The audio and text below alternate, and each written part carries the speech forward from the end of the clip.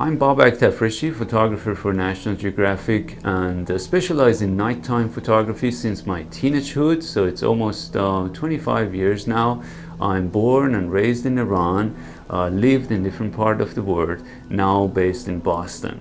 So I continued photography of the night sky, mixing with foreground, landscape, and historic landmarks until I became kind of professional photographer, selling images at the galleries and magazines. Then in 2012, so almost 20 years after I started, since my teenagehood, I joined the National Geographic. This was the time I contribute to National Geographic Creative, which is the photo agency behind the Nat Geo Fine Art Galleries and a lot of other activities with the photographers.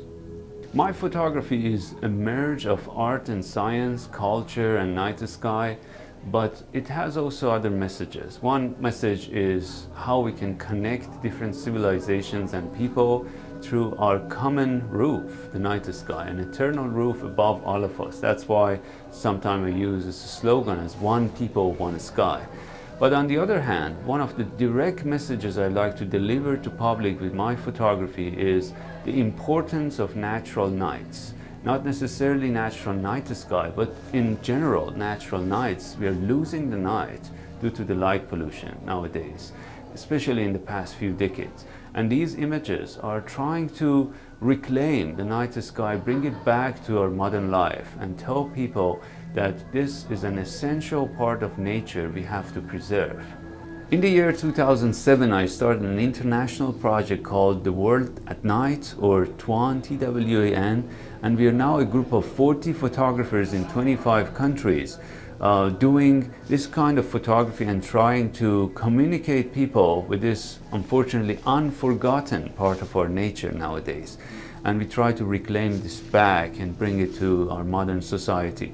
TWAN has been growing in order to deliver the message of the importance of dark skies and how humanity can be connected through this new bridge of eternal roof above us, the night sky.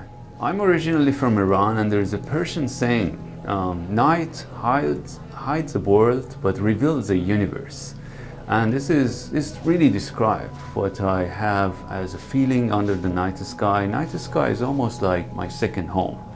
My wife usually reminds me that this is my first home, because I spent almost 70 nights, complete nights, out under the stars shooting every year in average, sometimes more. And I have that connection with the night sky that many other people basically have within, but they have lost it due to our modern life.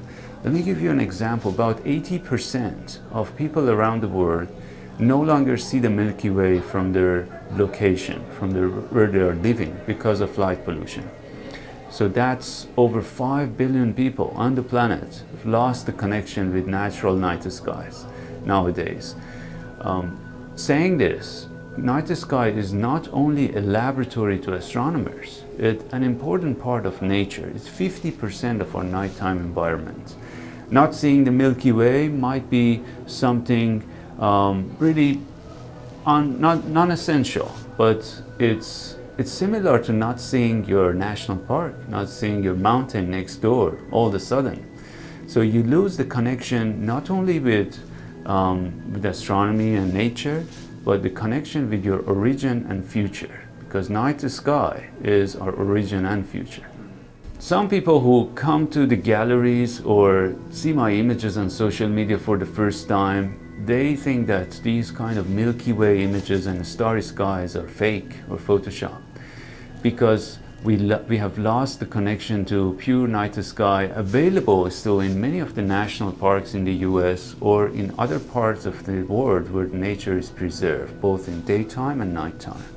So the picture behind me in the Atacama Desert of Chile shows the Milky Way in one of the darkest locations on the planet. So first, in order to get these pictures, you need to be at the right time in a perfect location. Then comes the equipment in order to capture images in a single exposure, which I love to do. At totally darkness, you have to use very fast lenses and high sensitive cameras. I often use a camera which is more sensitive at nighttime to the red end of the spectrum. It's called astro-modified camera, in order to capture those red nebulosity in the sky, which is visible in this part of the Milky Way. Then comes the editing and processing the image. So, as I mentioned, I prefer to continue shooting single exposures and challenge myself with all the equipment and imaging techniques at site to bring out the details. And the reason that some viewers might think these are impossible to create is that we have been disconnected from this kind of pure night sky still available in many places around the planet. Second is that at nighttime our eyes are almost color blinded. So we cannot see the colors which are visible in some of these images, like those red nebulosity, colorful stars, and the color of the Milky Way is completely monochrome to the eye at the night. So the true color of the Milky Way is yellowish, pale yellowish. Some areas are colorless, but the center of the galaxy, which is just behind me, the galactic bulge, is yellowish, but it's completely colorless to the eyes. Therefore, people think these are highly processed. These are not, in fact. Since at nighttime, our eyes is not as sensitive as the cameras, and especially to record the colors, some of the images that I do look very abstract to human eyes at the first glance when people walk into the Nat Geo Fine Art galleries. But at the same time, because they are otherworldly and abstract looking, they fit very well with fine art. That's why we try to select the images which are more unique in this regard, and they do communicate more with fine art collectors and people who are interested to this kind of art. They're not necessarily a fan of astronomy or night sky, but these images could represent not only astronomy but also art and the connection between two, art and science. Art is the communicating language for science.